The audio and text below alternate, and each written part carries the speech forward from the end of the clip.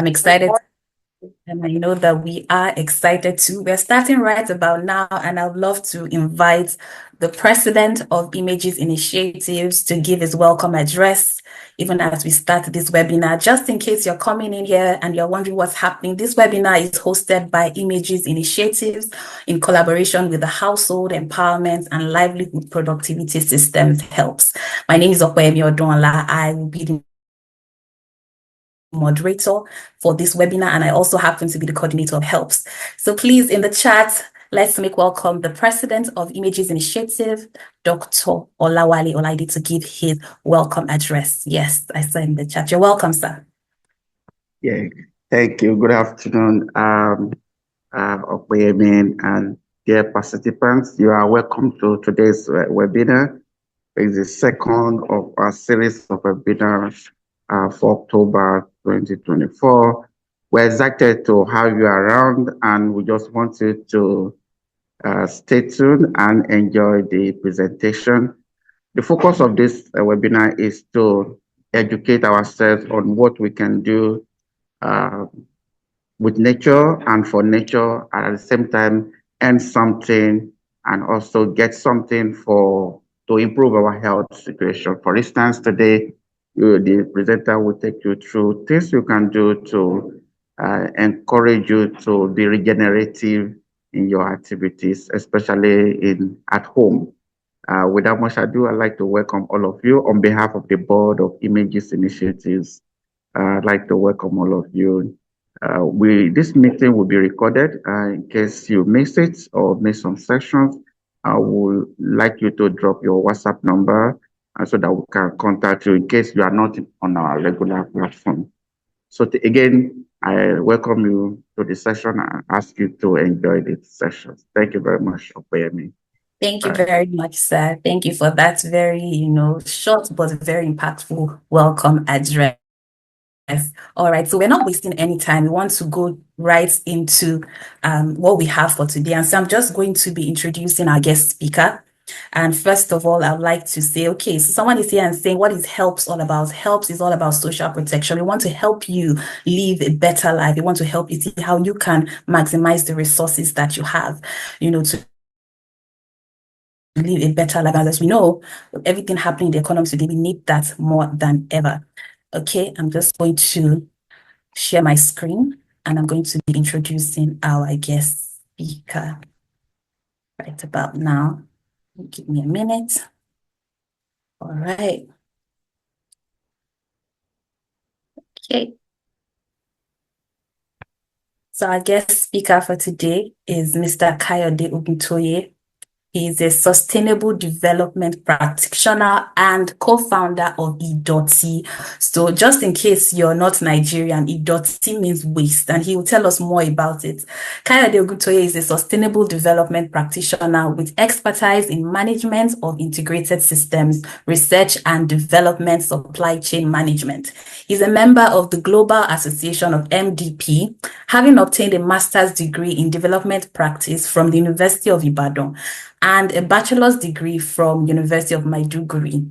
During his master's degree in development practice, he secured a grant to do a study on technology adoption and its effects on smallholder farmers in Embu and Kirinyaga County, Kenya. He is well-versed in agroecology and integrated system of farming, having undergone a 6-month training in Songhai Leadership Academy, Port Novo. He has worked as a farm manager in a mushroom cultivating farm, program manager for an agricultural NGO, and a consultant with International Institute of Agriculture.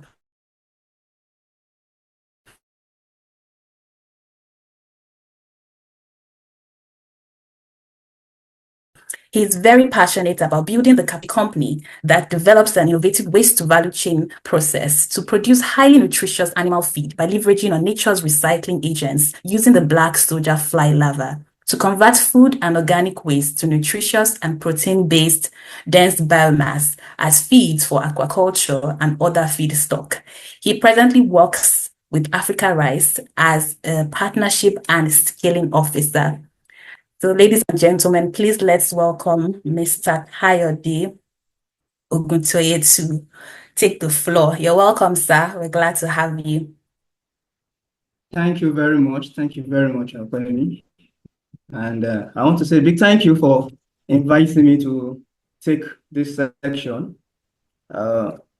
Waste is something that I'm very, very passionate about.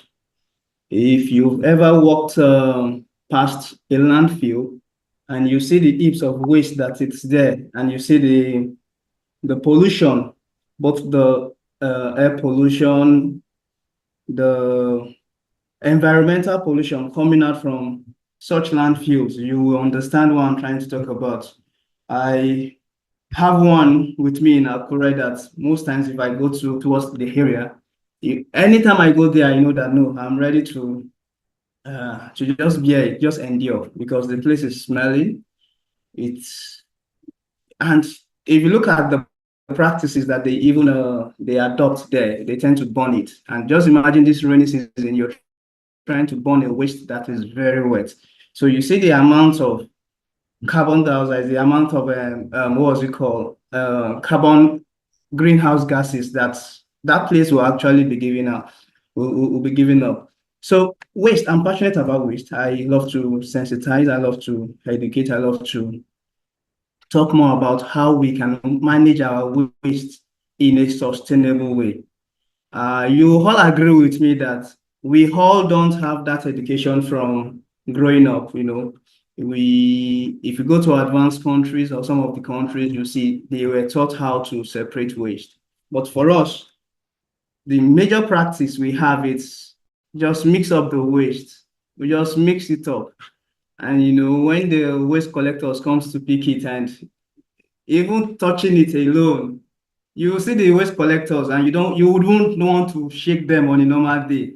You don't want to even come to close to them on a normal day. Why? Because what they are packing, it's smelling, it's not something we want to associate with.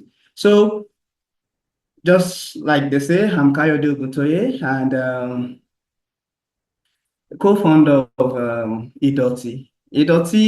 At Idoti, maybe I'll just say it in a very simple way. What we do is we transform food waste into a feed or a component of feed that can be used for livestock, which is more like the protein aspect of feed. So, and moving from that, we've gone into the tech aspect of waste management. We're presently still in the process of building our solution that can help to manage waste in a sustainable way, you know, whereby it will incentivize households to separate their waste. And when they separate their waste, from the hub, they can have incentives. They can be given incentives from points. Those points can be redeemed into monetary value. So we're working on it. Hopefully, the first quarter of next year, we'll be doing a pilot. We'll be doing a pilot on that. And I think enough of that. Let me go straight into what we want to do today. And I will be sharing my screen for my presentation now. Okay. Okay.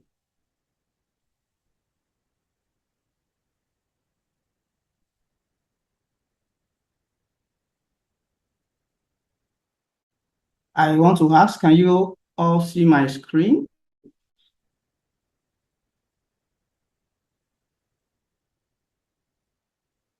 Yes, we can see. If you can see my But screen. we want to go to full screen Okay. for better presentation.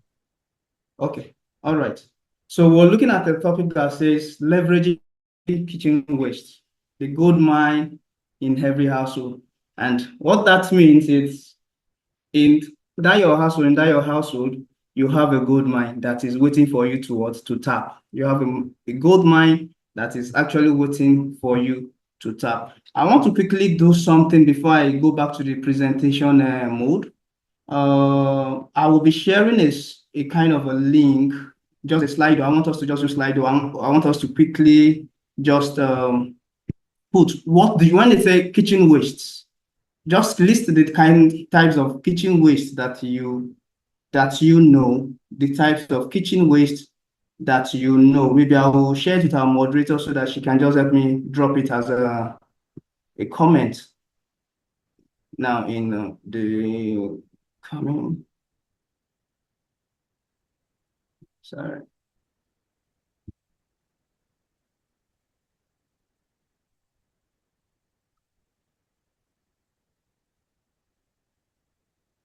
So if you can just help me drop this link on the comment. I'm trying to look for the comment section. Let's see. So have you seen it? So we can just click on it and just type there. It will take it out of the Zoom. Just try to type to see what do you understand by when we talk about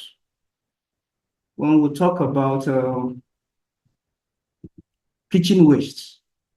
When we talk about kitchen waste, what do we understand? Okay, so I will be hoping to see so that you can also see what you're typing.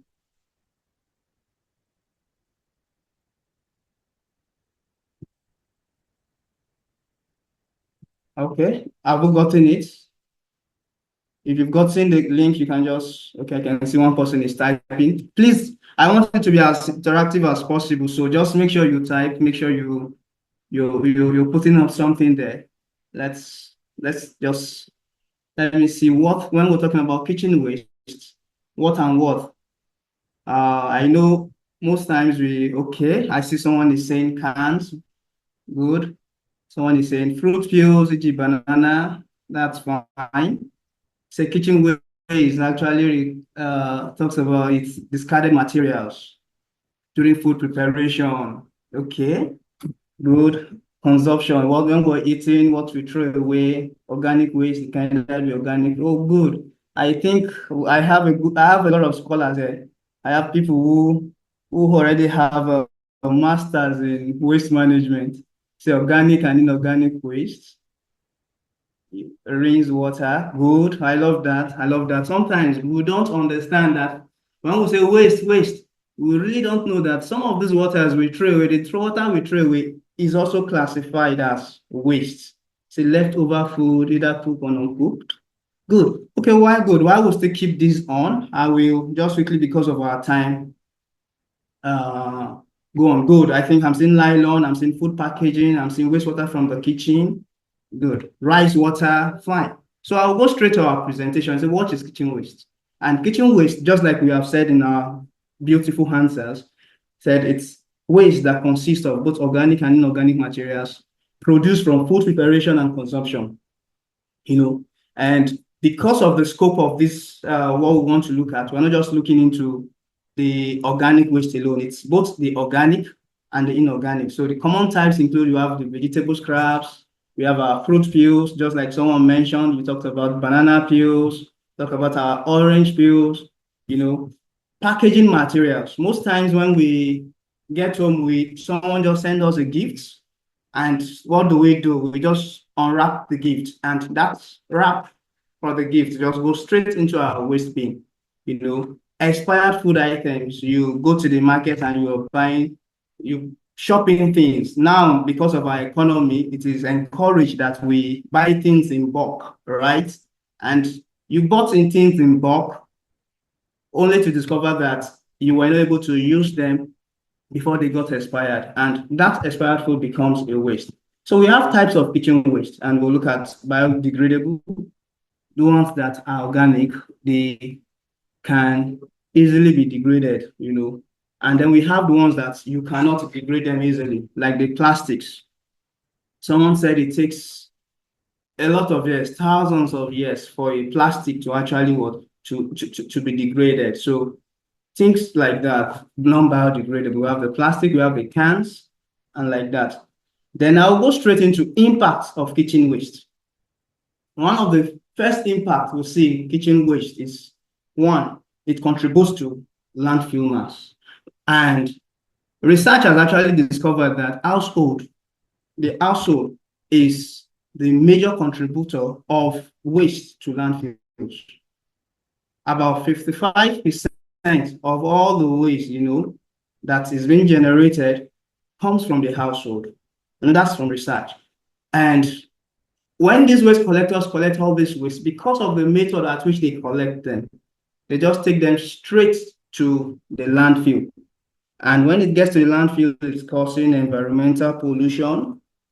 It's causing a lot of health hazards. It's one of the things that is occurring recently. It's a flood. I read in the news that even University of Ibadan, is not left out from the flood. Although my Akure, my own resident too, is also not left out. A couple of places. I look at Maiduguri. So you see the cases of flood, and because sometimes when this waste, especially when it is not disposed properly, I used to pass the place I stay in Abuja. I passed through a place whereby they don't have these cars that come to pick their waste. So the people who have collecting waste are what we call them the waste pickers. They come with their carts to collect the waste. The abokis, they call them the waste pickers. So after collecting the waste from the house, I was curious because I looked at it. What do they do? Would they use these carts to take it to the landfill or what? And one day I actually followed, I followed up on that, and I discovered that these guys, after picking this waste, they will take it to there's a river that passes through the community. They take it to the river and they will dump it, they will throw it in the river. And a lot of this thing is going to block drainage, block a lot of water passages, and being part of the cause, being part of contributing to the flood we are experiencing. Though we know the flood is not majorly because of that, but it's also a contributor to that. So another aspect, another impact we see is odor. Then again, also look at missed opportunity to actually reuse this or missed opportunity to benefit from this waste. How do we start? The first point we have to start is to start from the beginning. To start from how it should be. They say charity begins at home. And that's how the first is for us to understand if our waste will be useful, if our waste will not just end in landfill, then we must learn to separate them from the home. We must learn to be able to separate them from the home. And one of the things Idoti is doing is actually to sensitize in this aspect. Yes, over here you see a picture of like 4 different cans, but for us, what we are just saying is just have two bins for your waste, where you have the wet waste and the dry waste. The wet waste will go with your food scraps, your vegetable peels, your fruits. While your dry waste will be the recyclables. You have the cardboard, you have the plastic, you have the paper, you have the can, the PET bottles, and all of that. From our own findings, we discovered that when you have the dry waste, it is easy to sort that, even if it is mixed together. If from this picture, if I'm to pick the cans, the papers, I can still do that even with my bare hands, But if the can, the PET bottles, and the fruit wastes and everything, leftover food is mixed together, it becomes messed up. It becomes totally messed up that I will not want to dip my hands, even with a glove, in it. It also starts to smell. It also starts to smell. So what are the ways in which we can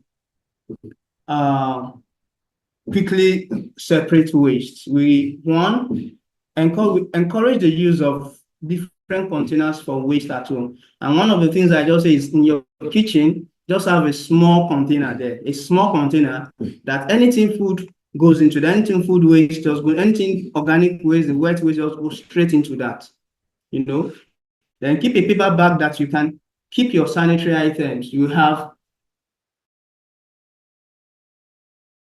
the diapers, the children sanitary items, the adult sanitary items. You can just keep that in a paper bag in your waste bin. Then also make sure that you take out the wet waste daily, because the wet waste, when it's kept for a long time, you see insects will begin to breed on it and they will fill your house. And then it can also begin to smell. The dry waste, you can dispose that maybe that once in a week. So what are the strategies? Strategies for us to transform kitchen waste. And the first strategy I want to share is the 3 R's. We have the first R, which is reduce, the second R, which is reuse, then the third, which is recycle. So to look at the reduce, a lot of things that we are using, you need to, I'm trying to imagine the kind of what size of bottle you have that you should use up to, let's say, 2 buckets or 3 buckets of water. But we must consciously, this is one of the things that sustainable living actually encourages. We must consciously begin to look into what we do every day, our activities every day, our living, our day-to-day activities, like showering, like washing the plate. What's the quantity of water we use in washing the plate? Can we do it with lesser water, with lesser quantity of water? You know, the food items we buy, or let's say there's food on the dining table and it's everybody serve yourself. Instead of just picking a lot of it and you're eating and you can't finish it, why not just pick the little you can eat? You finish it. If you need to eat more, you go for more. And if you're okay, you keep the orders in such a way that another person can easily utilize it without feeling like, oh no, I'm eating leftover, you know? So trying as much as possible, consciously reducing the waste which we generate is the first step for us to transform our kitchen waste. And one of the steps, again, is for us to consciously use items that you can reuse. The single-use plastic, we should not encourage that. So you're going to the market, instead of you going to the market. I know for us, for we in the north, we're used to, when you go to buy something, you buy something of 200 naira or 1,000 naira, you're asking, say, put it inside the nylon. Put it, don't you have nylon? How do you want me to be carrying this? If you need to pick some of these things, you pick it, hold it in your hand, because you know you are doing more favor to the environment. So prevent as much as possible the use of single-use items, you know. Then under the reuse, some of the waste we have, like our old items, instead of just throwing them away, instead of leaving them to using them to a level that they cannot be used again, let's find a way to reuse them. You know, let's find a way to reuse them. We have our plastic. We're still going to go into that deeply, using our plastic to do a lot of things. Bring out, just be innovative about reusing the waste. About reusing the waste. We have containers. When you have containers, instead of just using it as a single use, use it, and you can also use it to store other things. You can use it to store your food, like that. Then recycle. We need to also be very intentional about recycling. And you know, when we are able to separate our waste from the household, recycling becomes easy, because the dry waste can easily be sold. We have a lot of initiatives presently that's into recycling. We have people who are buying nylons, we have people who are buying PET bottles, we have people who are buying cans. See, we have people who are buying metals. If you have metals now that you don't want to use again, there are people who are ready to come and they will pay you for that. So we won't be doing much about that, because there are a lot of initiatives that are already around, you know, and they are thriving, so that we can easily key into that for our recyclables. So another strategy is composting, and I think I will spend a little bit of time here. Composting. What's a compost? A compost is actually a kind of a fertilizer. I call it or a fertile soil that can be generated from our food waste. So one of the things we can do with food waste is actually to compost it into a fertile soil that we can use to grow our vegetables. And so recently, with the renewed agenda, we saw the First Lady encouraging households, to go into planting vegetables as a way to cope with the present hardship. And there's a general encouragement for us to grow the vegetables that we eat at home. And I think it's not just for the hardship alone. Someone said, if you're careful about your health, if you're conscious about your health, you also need to be conscious about what you eat. And one way to be conscious about what you eat is growing some of this the vegetables you take, you grow them yourself. There are lots of ways you can grow your vegetables. Having a small garden at home, using tires and other things, you can use to grow your vegetables. Because some of the vegetables you buy in the market, you really don't know what is the practices that is being used to grow them. And when you grow your vegetables, you're saving yourself a lot of cost. You're saving yourself a lot of cost. Earlier this year, tomato itself went very high. A crate of tomato pieces, let me just say crate, 3 pieces of tomato was sold for 1,000 naira, like that. And that's to show you that if you have that tomato grown in your garden, you're going to save yourself that cost. So how do we compost? How do we compost? The first step into composting is we get a container. In the picture you see here, you have a container, so you can either use your the old paint buckets. You can use containers like this one you see in the picture. Any container that has a good lid on can be used to compost. Then you also need a space where you keep your compost bin. You need a small bag of soil. Then you need materials that are carbon-based, carbon-based materials. And these include your newspapers, papers in the house, it includes dry grass. So maybe after you mow your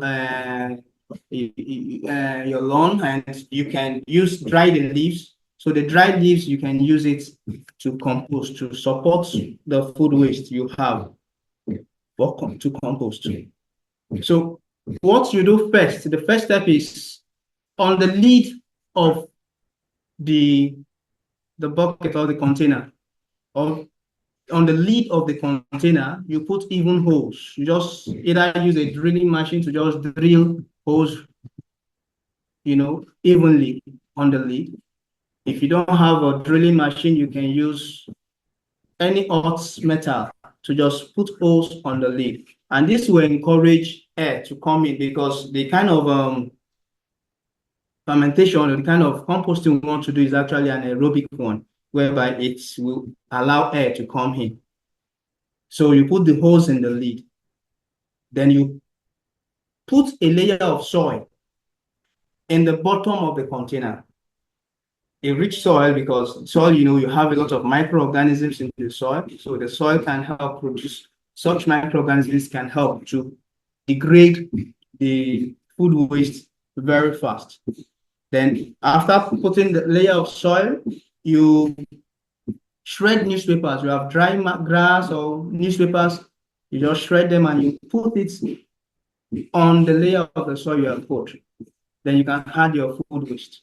After you've added your food waste, this food waste, you can continue to top it. When you top your food waste, you add the dry matter, that is either the newspaper or the dry grass. You just put it as a layer. When you put your more food waste, you put, and anytime you're through with it, you cover it. But when it is totally filled, then you seal it tightly. You seal it tightly, and you allow what we call the nature agents, which is the microorganisms, to actually work on it, and they perform their magic by let's say in the around, depending on the process, but in the space of 6 months, you have a very rich back soil that you can use to grow vegetables organically without using fertilizer like that. And I want to say there are different methods of composting. I think this is just one of the easiest I saw. We have one that is called, this is also like that, we call it the bokashi. You know, that one involves you using the use of microorganisms. So you can, if you have a way to make IMOs, indigenous microorganisms, or you have a place you can buy effective microorganisms, you can just buy. We'll have some of them in some of these agro shops. You can buy them and just add. Or if you have a way to buy a decomposer, we also the decomposers are also sold in the market in some of the agro shops. You can add them to the compost, and it helps to extend the rate of the decomposition. So you'll be able to make your compost within 3 weeks to 3 months. You've gotten a good compost. So another strategy to transform our kitchen waste is actually repurposing the non-biodegradables. And one way is for us we can use our plastic bottles, to grow vegetables. We can use it to make, what's it called? Feeders for pets. This is for cats. You can use it to make feeders for dog. If you have dogs at home, you can use it to make feeders for chicken, for your poultry. And by my here you have the eggshell. The eggshell are being used to make what's it called? Planting materials. You can plant on it. So, and there are a lot of do-it-yourself videos on this if you want to do this. It's good because it helps you to be able to, you can create designs for your household. You can create designs, for your house using some of this waste, which will save you from buying costly designs, costly materials to design your house. So you can use this. It's also a good way. The another strategy is actually to feed animals with leftovers. I think some of us mentioned plantain peels the other time when we were listing this thing. And plantain peel, I love plantain peels very well. I use it a lot in my garden. In my house, I have just a setup, something similar like this. I grow vegetables, I grow tomatoes, and a little garden. And one of the things I do majorly is just to cut the plantain peels in very smaller. I just use it to mulch where I plant. I used to mulch my tomato plant. What the plantain peel does is it provides nutrients. It's rich in potassium. So it's rich in phosphorus. It provides nutrients to your plant and helps you the plant to grow well. The same thing also with your wastewater. Instead of just throwing the water away, you can use the wastewater to water your garden. The onset of the dry season is coming, and so the water you used in washing your things in the house, and you can just take it and use it to water your garden, and with that you have a kind of consistent growing of your crops in the garden. You have your eggshells, your coffee waste, your tea bags. All these can be used in the garden. They can be used effectively in the garden. And I think we have more. If time permits, I can open it up for us to share many more of what we can do with that. The next I will also share is what we do in Idoti. And if you are into animal farming, if you're into livestock farming, one of the major problem of livestock farming is the feed. If you have been following the trends, you discover that the price of feed just within this year has almost doubled. Beginning of this year, a bag of feed was around 14. We could still get it for 14 to 16,000 naira.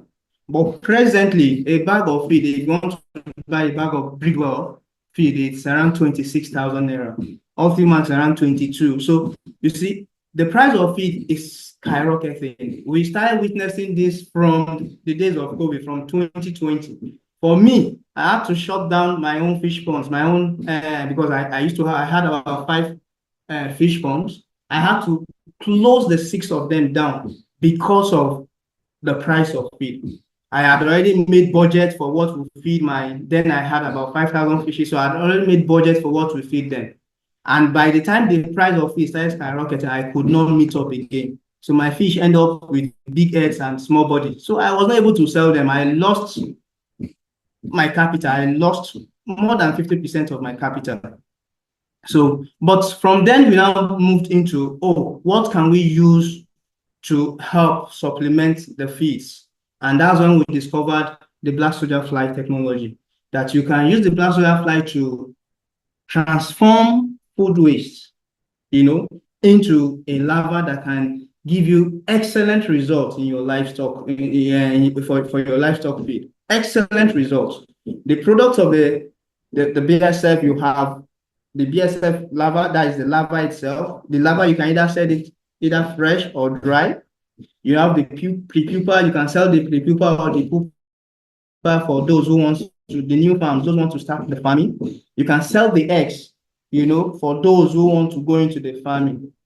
Then from the dry larva, you can extract oil. For us in Nigeria, we've not come to this level, but you have the black soldier fly oil. You can extract biodiesel from it.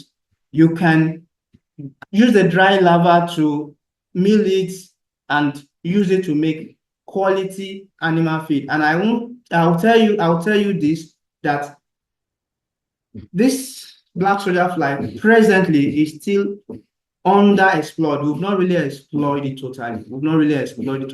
So it's a business idea that we can still come in.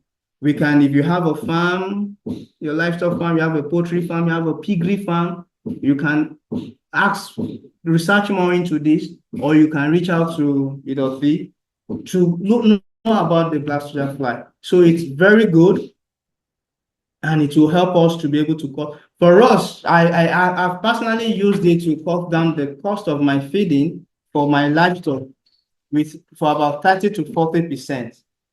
So it's a good one. Then what are the simple steps that we can start implementing today? One of the first steps we can do is, can we have a small bin at home that we can use to start composting? Can we begin to separate our waste, from the wet waste and the dry waste? So you can have the plastic, the cans, and the paper, you sell them and you make little money from that. Then the food waste, you can use that to compost, or you use it for your animal feeds, and like that. And recently, we're also trying to build a small scale version for the BSF, that's for the black soldier fly, that can be used at home. Just a kind of a prototype that household can just have it. You have it, both the fly, you have where you can put your larvas. So a full system, just portable, that you can just install in your house. You grow your larva and use it to feed. Maybe you have few chickens. I know most of us will have chickens at home. You're just trying to keep maybe 10 broilers for Christmas, and you can use that to keep feeding it instead of just buying feeds like that. So also a lot of ways you can repurpose some of these things, use it to make crafts for your home. Then one thing you can also do is you can encourage your community to start compost programs. You can start up an initiative to start collecting food waste from your community and have a community compost. And with that, you can have green environment in the community. You can use that to build green environment in the community. If you're not even building green environment, you can build garden for the community. So if you're having an estate, your street, you discuss with them and you negotiate, your food waste, let's separate it, let's use it. And you can begin to get this and use for composting. Then also you can organize recycling drives to reduce neighborhood waste. This issue of waste is a general problem, and if we don't begin to tackle it, begin to be intentional about it, we'll discover that it will get to a level that we might not be able to bear the consequences that will come from there. What are the impacts? I've talked about the impact before, but I'll just still say some of them. One is financial gains. By separating your waste, by composting your food waste, you're reducing the cost of your waste disposal.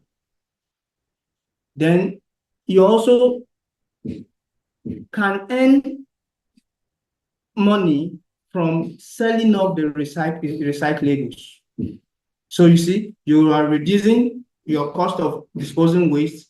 You can also earn money from some of the recyclables. If you also compost your waste, your food waste, if you have more than what you need, you can sell compost. You can package it and begin to sell it. You can package it and begin to sell it. And I won't lie to you, a lot of people are conscious. They want to make sure that they are eating things that are organically grown. They want to shy away, they want to run away from fertilizers, from the synthetic fertilizers. So when you market your compost and you sell it, people will buy. Then for the environment, you have reduction in landfill, carbon footprint. Then also support for local agriculture with our compost and our animal feed. Now, what are the common challenges that we can face when we want to start, or when we start to say, let's separate our waste, let's utilize, let's leverage on our kitchen waste? One of the first challenge you might say is odor, and pests. So one of the things you'll say is, how do I do my compost in such a way that I will not attract rodents, I will not attract insects? And that's one of the first things I said. You have to get a space that you can use. Then make sure that the bin, the compost bin you are using is well covered. On the top layer of the waste bin, you can put a net, a mesh net, just like your mosquito net, so that will prevent insects from going in.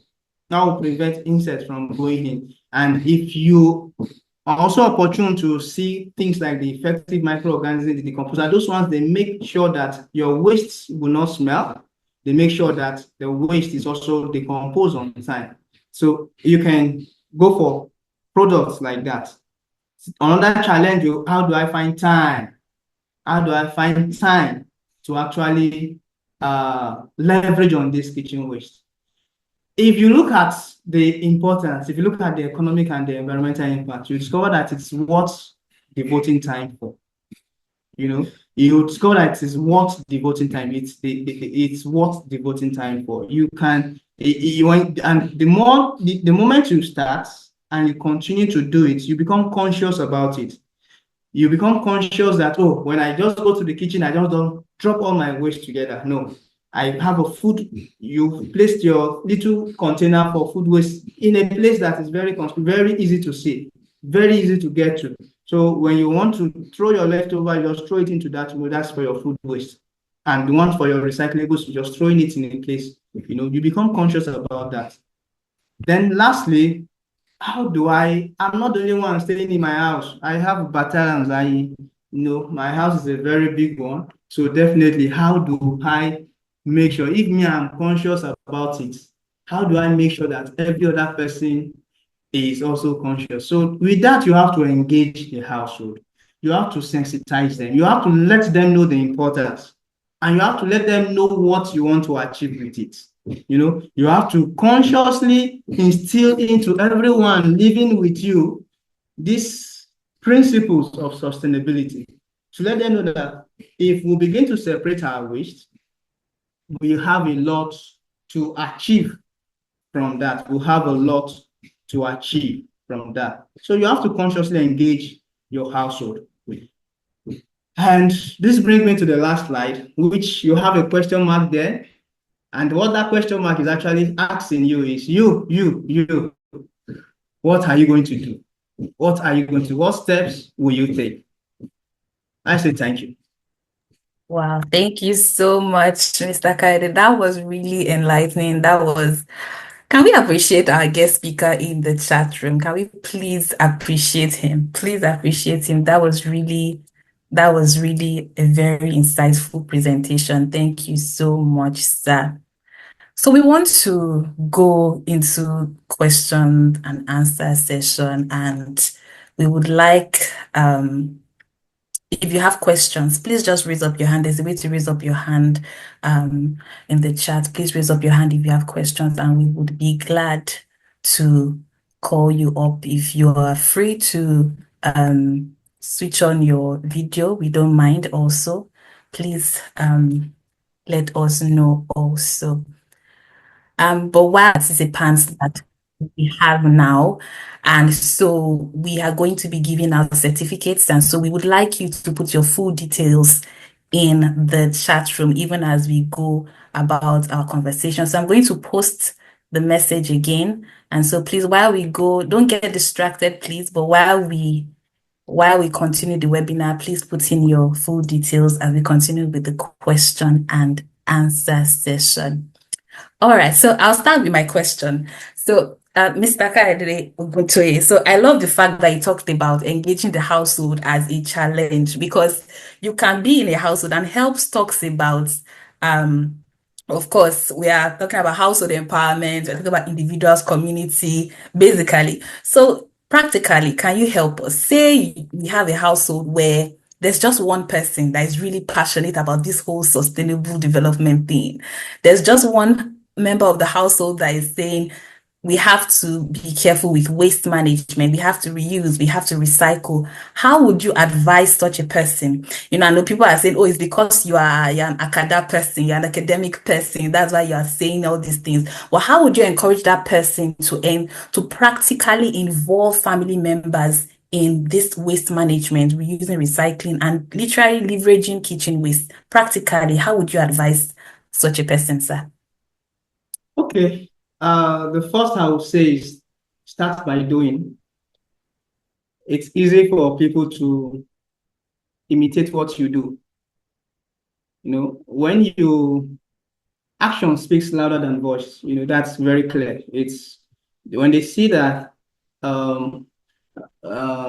maybe let me approach it. If you're the head of the family, you know, it becomes very easy, right? For someone like me in my own little house, and being the head of the family, it's easy. So I can easily say, come, what I've asked you not to do this, you know, when I need to scold, I scold and instruct. But let's say you're the nobody in the house. You're the last born, that you will say, hey, your words does not really matter. So the best thing you can do is let your action speak. And then you begin to let people see the importance. Now, if you separate the waste and it is not utilized, it's useless. If you separate the food waste and they are calling you, they are saying, oh, look at this one, you just kept it here, it's smelling, it's doing this, it's like that. Automatically, nobody will, they'll look at it, even when you say it's what you that are doing, what are you doing with it?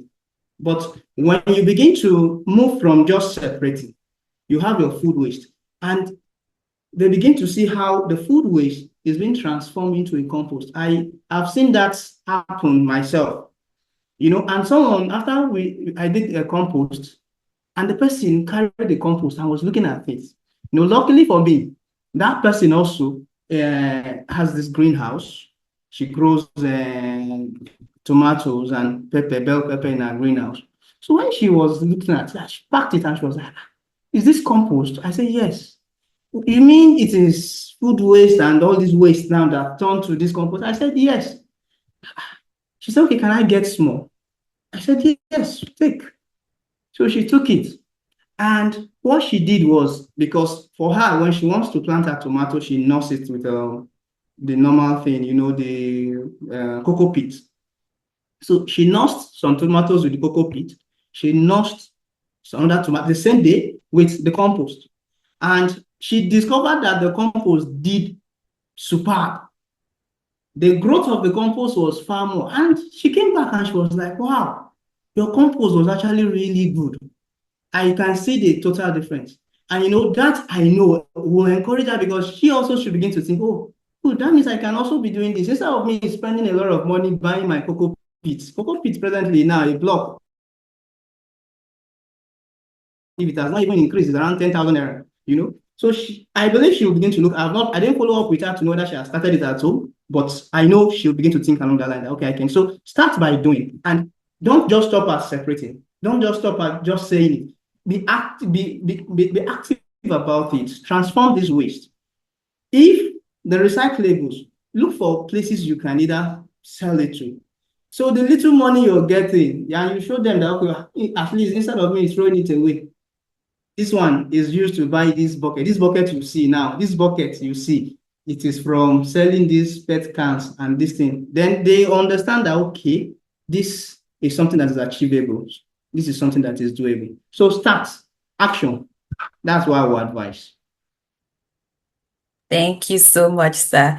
So I have a question here in the chat by Elizabeth. She says, can we use dishwashing water, that is soapy water, salt water that have washed vegetable? Okay, so she's saying, can we use dishwashing water, that is soapy water, or salt water that we use to wash our vegetables in the garden for vegetables in the garden? Should we do that?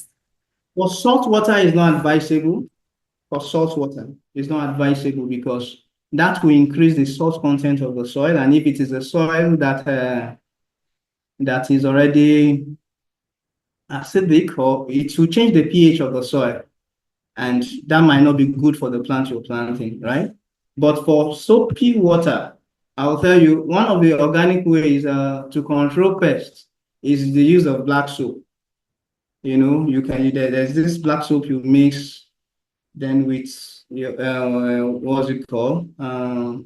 With some of you have like pepper, some of ginger. There's a mixture you can just make to control pests, organically.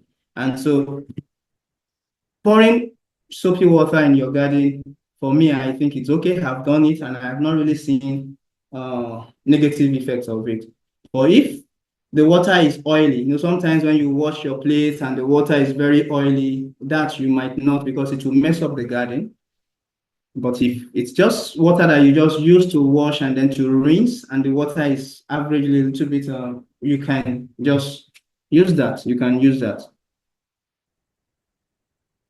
Thank you very much, sir. I hope that answers your question, ma'am. So do we have any more questions?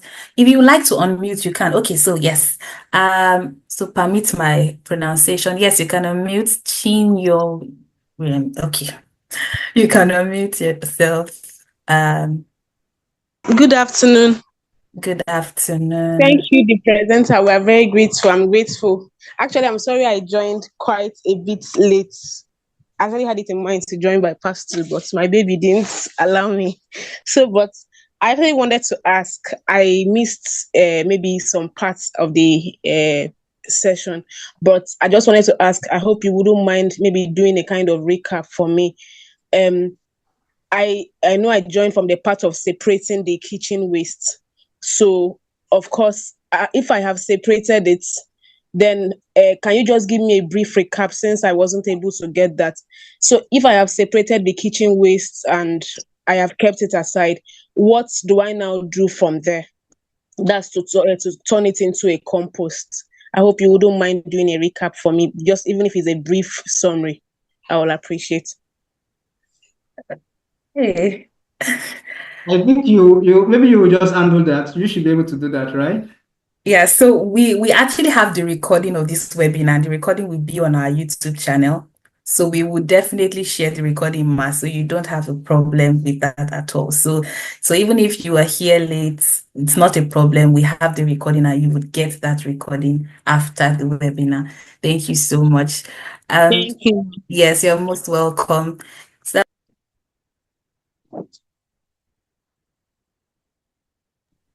I think you are muted.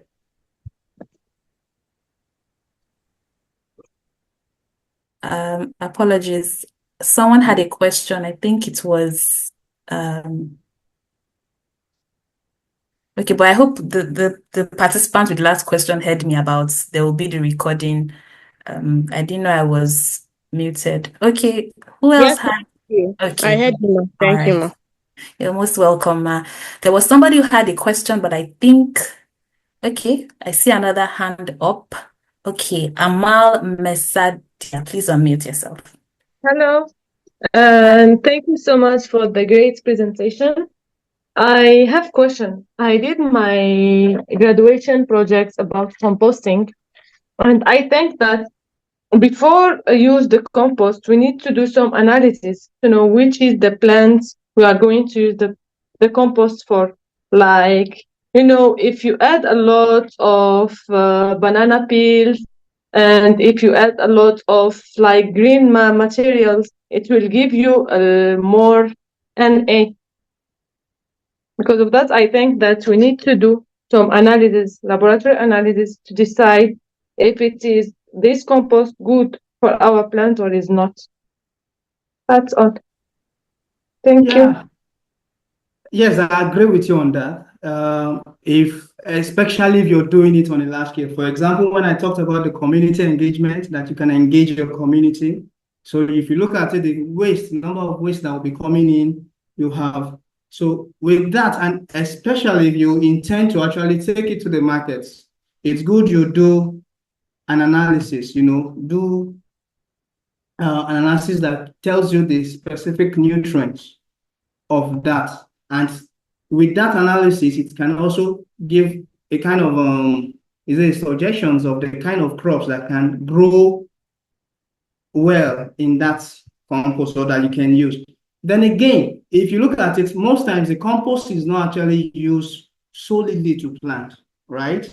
You can use the compost just like, what's it called? A top dressing. So if you're doing it on a small scale just for your house, the kind of waste you're using will definitely be little waste, and you might not, especially because our analysis here, if you want to go into do analysis in Nigeria, it's expensive. It's not readily available. It's not even accessible. I've been working with farmers for more than 5 years now, and I know clearly when we tell farmers, okay, do soil analysis of your. This should be what every farmer should want to do. And I believe Yes. a lot of farmers want to do it. But the question is, where will they get it done? Where will they be? So we found that access to centers for analysis is not readily available for us over here. And then also the cost. So I would just say if you're doing it on a small scale, just for the household, the little might still not be what's called. But one thing we have to be intentional about, and which is one of the things I said when I was talking about the compost, the balance between the carbon and the nitrogen. The nitrogen, you get the green materials gives us more of the nitrogen, while the brown materials, which is your newspaper, your dry grass, provides carbon. So you make sure that the dry materials is more than the green materials, or you make sure that if you want to really go into, you can read. There are lots of materials you can read to tell you the proportion in which you can put this so that you'll get a balanced compost at the end. So thank you for that. It was a good one. Thank you so much. Thank you. Thank you so much. Do we have any more questions? Please feel free to use the chats also if you are not where you can unmute yourself. Hello, can I speak? Yes, sir. Okay. Thank you so much, Mr. Kayode, for this opportunity. Thank you for sharing it. I just wanted to ask, those that have babies, papas, how can we dispose it conveniently enough that still isn't going to be affect environmental hazards in the community areas? So how do we dispose pampers, especially for young couples and the rest? Because it's has some community issues with these your methods that you are giving, so that needs to help young adults, especially some of us that I'm seeing in this call are young adults, 20s, 30s, 40s that are still doing babysitting this thing. Thank you so much. My name is John Ademi. Okay, how do you handle the sanitary materials? It's one question that I personally, I have looked into it. And I know I read about an initiative that is using the pads for, I can't really put my head to what they were using it for. But I think the best way to handle it now, I have also been in that shoe. And especially, when your baby is still small, you discover that most of your waste is just the pampers, and you're like, this thing. So, but one thing you can do is make sure that you package them well. That's why I said the use of maybe a paper bag. So you make sure that all the pampers goes into the paper bag, and then that can easily go for the waste collectors to the landfills for now, because we don't, for now, I'm not aware of any initiative or any innovative way you can handle that it will not cause earth hazard to you. So I really don't know anyone that can be done in the household. But I know some organizations are working. I've met someone myself here in Nigeria who said he's trying to still make research about how to use the pampers, the pampers, like that. So maybe just make sure you keep it very well, keep it very safe, handle it very well. And when the waste collectors come, you can give the waste collectors that, and then they can take that to the landfill. So with that, just imagine that if what you're giving to your waste collectors are just that and other things that cannot, you found that you will have actually, if you're separating your waste, you will actually reduce the quantity of waste you're giving out to waste collectors. Because if, for example, you've taken your food waste different, you've taken your recyclables different, and you've got in place you can actually trade your recyclables, then you discover that the ones that will just be left that go to the waste collectors will just be few, and you won't have to keep saying, oh, my waste bin is filled, they have not come to pick it, and like that. So thank you for your question. We'll keep researching, and maybe you can also join us on this in this regard, Mr. John. You can also join us to make research on how we can handle the sanitary parts, like that. You're welcome if you have interest in that. Thank you so much for that question, Mr. John. So we see that we have No problem. So we have avenue for collaboration. So I have a question in the chat that says, can we post the YouTube link of Images Initiative? So I just put the YouTube link. Please go ahead and subscribe to our YouTube channel. We have past webinars, and all the webinar series we'll be having this month, we'll also be uploading them on the YouTube channel. And, just as the lady who was asking the question about, gardening and vegetables, we had a webinar last year for helps about home gardening. So you can go ahead or just go over to our YouTube channel and watch that webinar again. I'm sure it will answer a lot of your questions, and of course, this particular one. Do we have any more questions before we let our guest go? He has really, explained so much to us this afternoon, and we are really glad to have him here. Any more questions? We still have room for more questions. Okay. No hands raised yet. All right. Mr. Kayode Oguntoye, thank you so much for being here. Thank you for the presentation. We have really learned a lot. Thank you so much from all of us at Images Initiatives. We really appreciate you, and we'll be in touch. You're part of our family already, Images family, but we still appreciate your presence. Thank you very much. Can we appreciate our guests in the chat room? Please, let's appreciate our guests. That's been a wonderful presentation. Thank you very much, sir. All right. So for those of us who were not, maybe we weren't online when I said it, we would like to get our details for our certificates. So please, using the formats which I will be posting soon or posting again, please put in your details so that we can capture this. The media team is working behind the scenes to capture your details so that we can get back to you after the webinar. We want to really be able to get back to you. So please put in your name,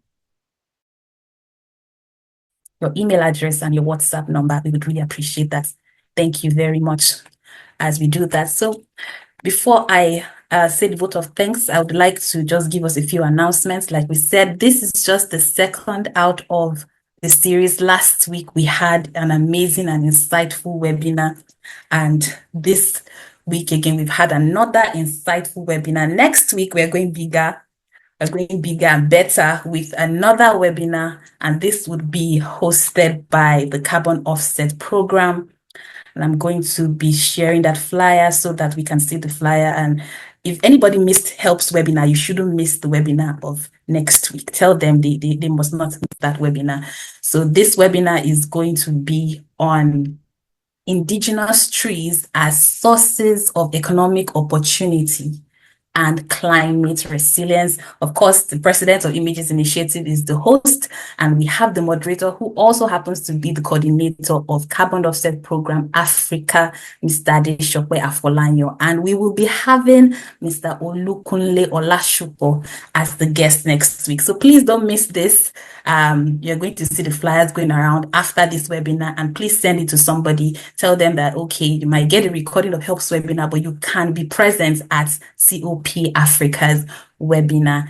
So thank you for being here once again. I'm going to give us just a few more minutes to put our details in the chat room. A vote of thanks. Once again, we want to thank our guest, Mr. Kayode Oguntoye. Thank you so much. Out of his busy schedule, he really, I just appreciate you for being here. Thank you so much. I also want to thank the president of Images Initiatives, Dr. Olawale Olaide, for giving HELPS this platform to have a webinar every year. I also like to appreciate the assistant coordinator of HELPS, Ms. Ololade Adede. She's working behind the scenes, ensuring everything is fine. The technical team, Mr. Femi Aderemi, thank you so much. And we appreciate you so much. So while I will give us, just before we end this meeting, I'm going to give us 2 more minutes or 5 more minutes to put our details in the chat room. And as we do that, we can just get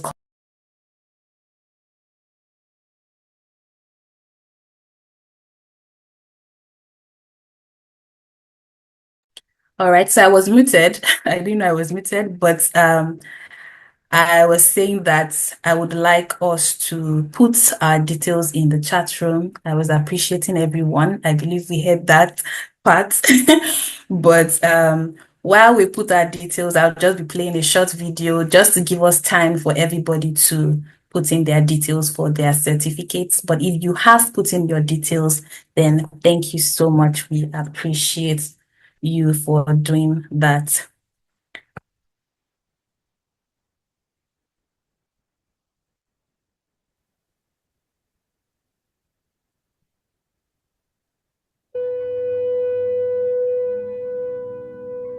We can be. We must be the first generation to end extreme poverty. The generation most determined to fight injustice and inequalities. The generation that saves the planet from climate change. And this is how it will get done. The global goals. A 15-year plan for everyone, everywhere. with no one left behind. We will live in a world where nobody anywhere lives in extreme poverty. Where no one goes hungry. Where no one wakes in the morning asking if there will be food today. We will live in a world where no child has to die of diseases we know how to cure. and where proper health care is a lifelong right for us all. We will live in a world Where everyone goes to school. And education gives us the knowledge and skills for a fulfilling life.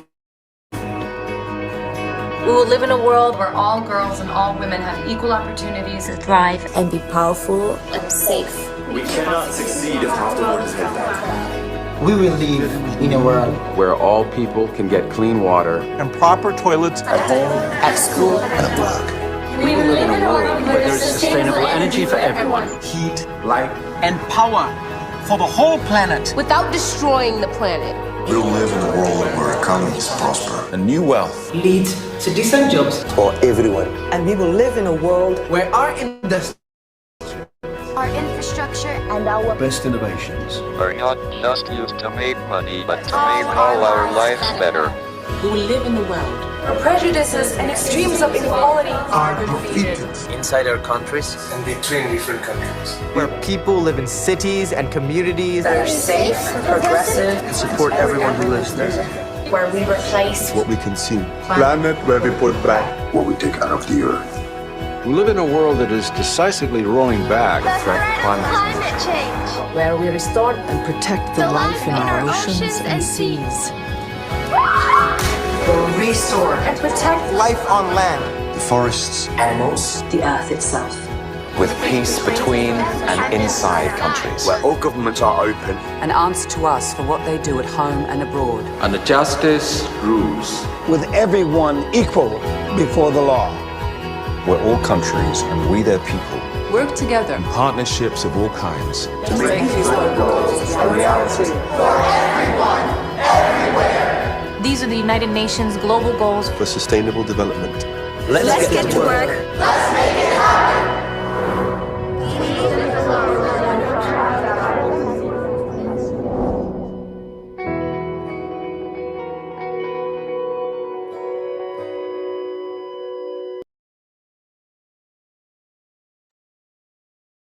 I trust that we enjoyed that short video. So there was a question in the chat while the video was going on, and I see that our guest, thank you very much, sir, has responded duly to that question. The question says, how do we get in touch with organizations involved in recycling waste? And our guest has really answered that in the chat. You can use the following steps: identify the area of recycling you're interested in, search for organizations in your area of interest. Sorry, trying to get that. Okay. Search for organizations in your area that are into that area of recycling, and then engage the organizations you've gotten from your research. So it's all about research. Thank you so much for being at this webinar. I want to believe we have all put our details in the chat, and we will be closing out right now. Thank you very much. Next week, we start again, or we continue with the webinar by COP Africa. So please do not miss it. Do not miss it at all. Thank you very much, and goodbye for now. Thank you.